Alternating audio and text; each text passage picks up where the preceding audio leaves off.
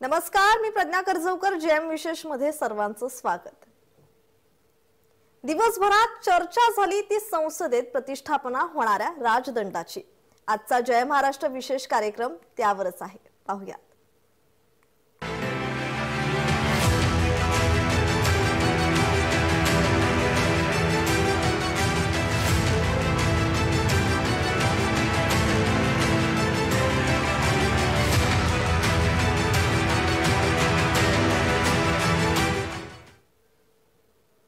पंतप्रधान नरेंद्र मोदी येत्या 28 तारखेला संसदेच्या नवीन इमारतीचं उद्घाटन करणार आहेत.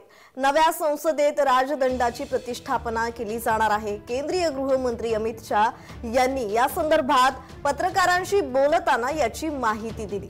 संसद उद्घाटनाच्या दिवशी एक नवीन परंपरा सुरू होणार असल्याचीही माहिती शहांनी दिली आहे.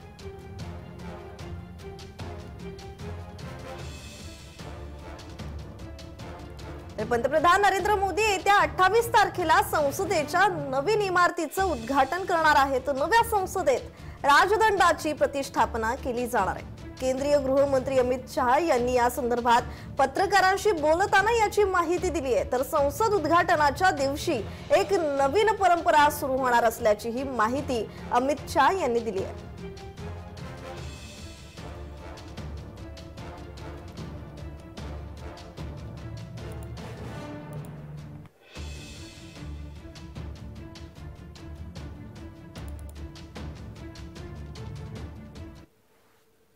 आजादी के अमृत महोत्सव के अवसर पर देश के प्रधानमंत्री जी 28 मई को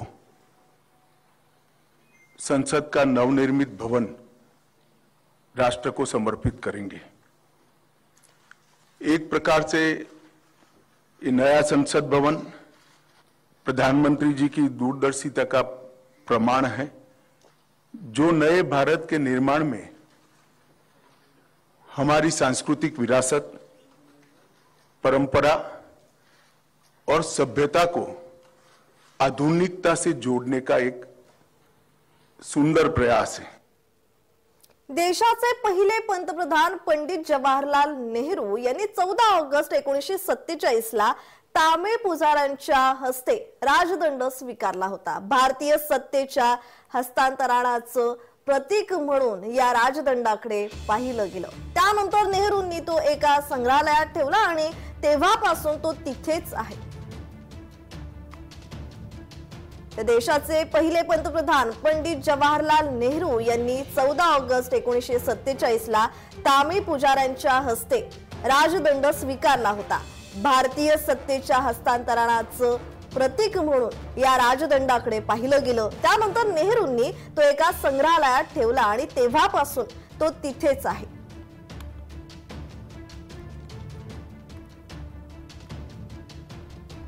चौदह अगस्त 1947 की रात को लगभग 10:45 पर पंडित जवाहरलाल जी ने विशेष रूप से तमिलनाडु से आए हुए अधिनियम से सेंगोल को स्वीकार किया था. उन्होंने इसे अंग्रेजों से भारत को सत्ता प्राप्त करने के प्रतीक के रूप में पूर्ण विधि विधान के साथ स्वीकार किया था. पंडित नेहरू ने 14 अगस्त की रात को अपने निवास पर कई नेताओं की उपस्थिति में सेंगोल स्वीकार कर सत्ता के हस्तांतरण की प्रक्रिया को एक प्रकार से पूरा किया था. यावेळी 7 मिनिटांचा माहितीपट दाखवण्यात आला. त्यातले राजदंड आणि चौल साम्राज्याचं नातं काय आहे यावर एक नजर टाकूयात. राजदंडाला तमिळ भाषेत सेंगोल म्हटलं जातं. त्याचा अर्थ भाव आणि नीतीचं पालन असा आहे. राजदंडावर नंदी विराजमान असतो.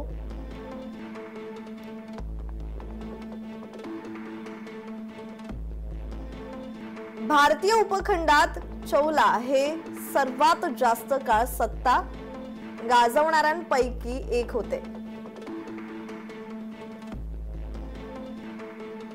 3 तमिळ राजांपैकी मुकुटधारी एक आणि सोबत चेरा आणि पंड्या अशा साम्राज्याची 13व्या शतकापर्यंत विविध प्रांतावर सत्ता होती.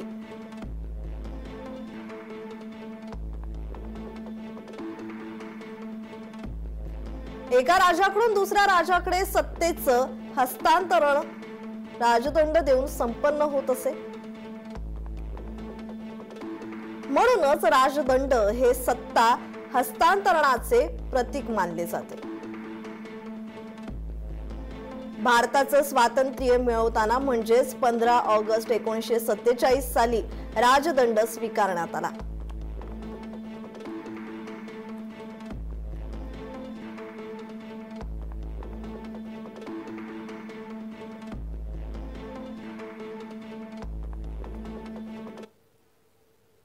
इंग्रज भारतातील सत्तेचं हस्तांतरण कसं करणार, त्याची काय प्रक्रिया असेल यावर चर्चा होत होती, असाही दावा अमित शाह यांनी केलेला आहे. त्यानंतर लॉर्ड माउंटबॅटन यांनी या परंपरेची माहिती नव्हती तर त्यांनी नेहरूंशी सल्लामसलत केली. मात्र नेहरू गोंधळात पडले होते. मग त्यांनी राजगोपालाचारी यांच्याशी चर्चा केली.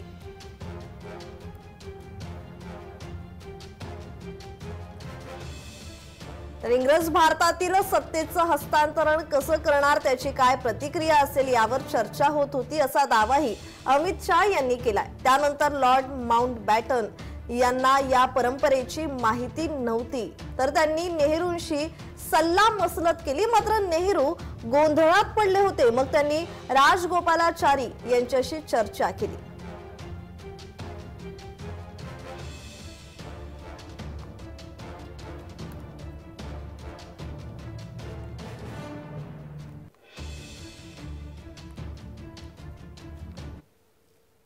कि ब्रिटिश से भारतीयों के हाथ में सत्ता का हस्तांतरण के प्रतीक के रूप में कौन सा विशिष्ट परंपरागत समारोह का आयोजन किया जाना चाहिए.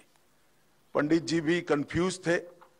उन्होंने थोड़ा समय मांगा और कहा कि मैं साथियों से चर्चा कर आपको इसके बारे में जानकारी दूंगा. भारतीय परंपराओं के जानकार, इतिहास के मर्मज्ञ ऐसे विद्वान सी राजगोपालाचारी पर नियुक्त की. इस सेंगोल की प्रक्रिया को चिन्हित किया और पंडित नेहरू को बताया कि हमारे यहाँ हमारी परंपरा में इस सेंगोल के माध्यम से सत्ता के हस्तांतरण की प्रक्रिया को अधिकृत किया गया है. राजगोपालाचारी यांनी अनेक ग्रंथांचा अभ्यास केला. त्यांनी राजदंडाच्या प्रक्रियेबद्दल माहिती दिली. आमच्याकडे राजदंड हे सत्ता हस्तांतरणाचं प्रतीक आहे. भारताकडे शासन एका आध्यात्मिक परंपरेतून आलं आहे. ही प्रथा 8व्या शतकापासून सुरू झाली आहे आणि चौल साम्राज्याकडून चालत आली आहे. मात्र देशातल्या बहुतांश लोकांना याबद्दल काहीच माहिती नाही, असं मत अमित शाह यांनी मांडलंय. राजगोपालाचारी यांनी अनेक ग्रंथांचा अभ्यास केला. त्यांनी राजदंडाच्या प्रक्रियेबद्दल माहिती दिली. आमच्याकडे राजदंड हे सत्ता हस्तांतरणाचं प्रतीक आहे. भारताकडे शासन एका आध्यात्मिक परंपरेतून आलं आहे. ही प्रथा 8व्या शतकापासून सुरू झाली आहे आणि चौल साम्राज्याकडून चालत आली आहे. मात्र देशातल्या बहुतांश लोकांना याबद्दल काहीच माहिती नाही, असं मत अमित शाह यांनी मांडलंय.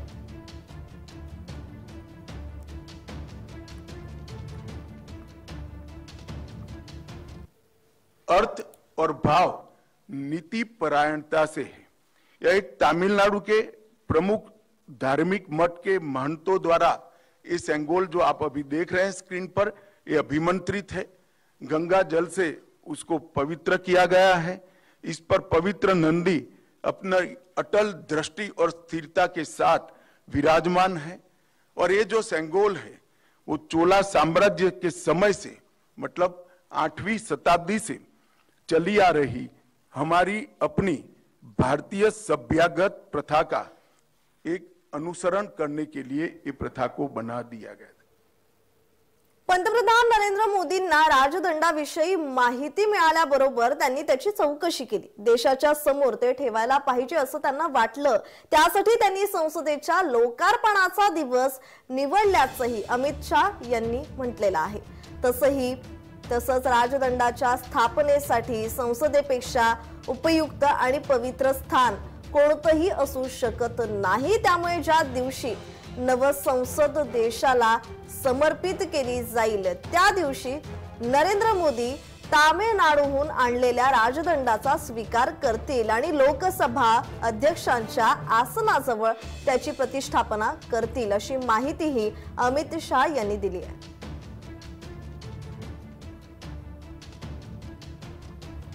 पंतप्रधान नरेंद्र मोदींना राजदंडाविषयी माहिती मिळाल्याबरोबर त्यांनी त्याची चौकशी केली। देशाच्या समोर ते ठेवायला पाहिजे असं त्यांना वाटलं, त्यासाठी त्यांनी संसदेच्या लोकार्पणाचा दिवस निवडल्याचंही अमित शाह यांनी म्हटलेलं आहे। तसंच राजदंडाच्या स्थापनेसाठी संसदेपेक्षा उपयुक्त आणि पवित्र स्थान कोणतंही असू शकत नाही, त्यामुळे ज्या दिवशी नवसंसद देशाला समर्पित केलं जाईल त्या दिवशी नरेंद्र मोदी तामिळनाडूहून आणलेल्या राजदंडाचा स्वीकार करतील आणि लोकसभा अध्यक्षांच्या आसनाजवळ त्याची प्रतिष्ठापना करतील, अशी माहितीही अमित शाह यांनी दिली आहे।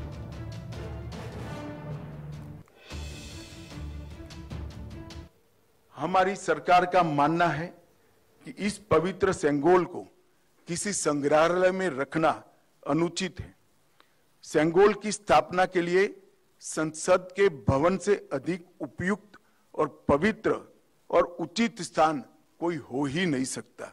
इसलिए जब संसद भवन का देश को समर्पण होगा उसी दिन आदरणीय प्रधानमंत्री नरेंद्र मोदी जी बड़ी विनम्रता के साथ तमिलनाडु से आए हुए अधिनम से सेंगोल को स्वीकार करेंगे और अत्यंत आदरपूर्वक माननीय लोकसभा के अध्यक्ष के आसन के समीप सम्मान के साथ इसको स्थापित करेंगे। प्रमुख विरोधी पक्ष काँग्रेस समवेत 19 पक्षांनी संयुक्त निवेदन जारी केले आणि संसदेच्या उद्घाटन समारोहावर बहिष्कार घालण्याची घोषणा केली। मात्र या 19 पक्षांमध्ये BSP, BJD, TDP, YSRCP, AIADMK, PDP, BRS यांचा समावेश नाही आहे। विरोधकांनी जे निवेदन जारी केलंय त्यात काय म्हटलंय ते पाहूया।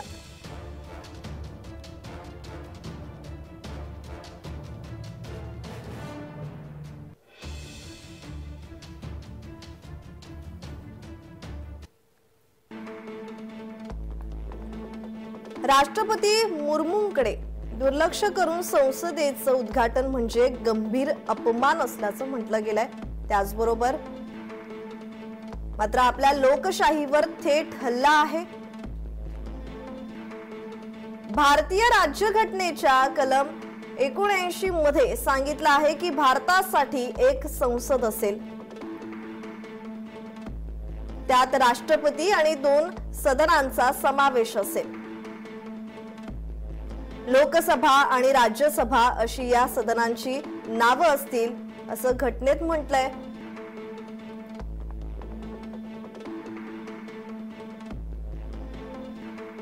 राष्ट्रपती केवळ भारत देशाचा प्रमुखच नाही तर संसदेचा एक अविभाज्य घटक आहे।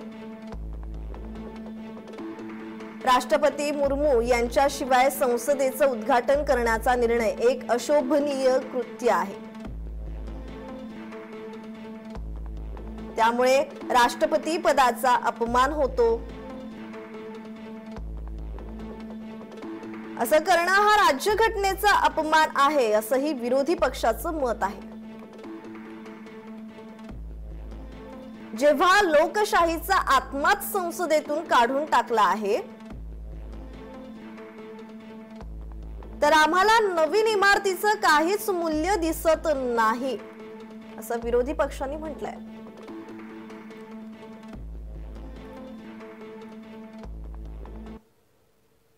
नवीन संसद ही देशाची शान असून देशाची ताकद देखील आहे, मात्र वर चढलेल्या विरोधकांची कारणं हास्यास्पद असल्याचा टोला उपमुख्यमंत्री देवेंद्र फडणवीस यांनी लगावलाय।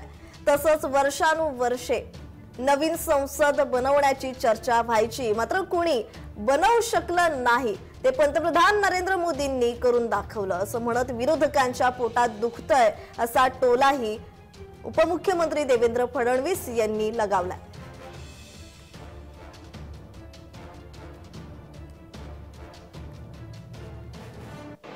लोकशाहीमध्ये अशा प्रकारचं कावीळ झाल्यासारखं वागणं हे अत्यंत अयोग्य आहे. नवीन संसद भवन हे या देशाची शान आहे आणि या देशाची ताकद देखील आहे. जेवढ्या कमी वेळामध्ये हे संसद भवन जेवढ्या भव्यतेने बनलं आहे, जगासमोर भारताची ताकद आली आहे. मात्र मोदीजींना विरोध करण्याचा ज्यांना ज्वर चढलेला आहे असे लोक लोकशाहीच्या मंदिराच्या उद्घाटनालाही जात नाहीत. ते कारण सांगतात ती हास्यास्पद आहे. जयम विशेष मध्ये वेळ झाली विश्रांतीची. कुठेही जाऊ नका, परत येतोय. पाहत रहा जय महाराष्ट्र.